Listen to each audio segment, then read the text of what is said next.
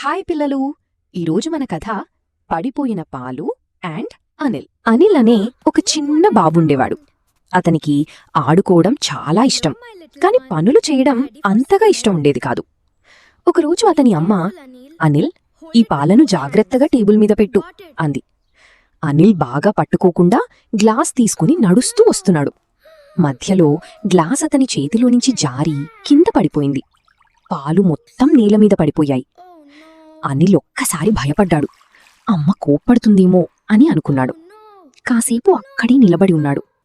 తర్వాత నెమ్మదిగా అమ్మ దగ్గరికి వెళ్ళి, అమ్మా, నేను పాలు పడేశాను అన్నాడు. అమ్మ కోపపడలేదు. పర్వాలేదు బాబూ, తప్పు ఎవరికైనా జరుగుతుంది, కాని మనమీ సరిచెయ్యాలి అంది. అనిల్ తల ఊపాడు.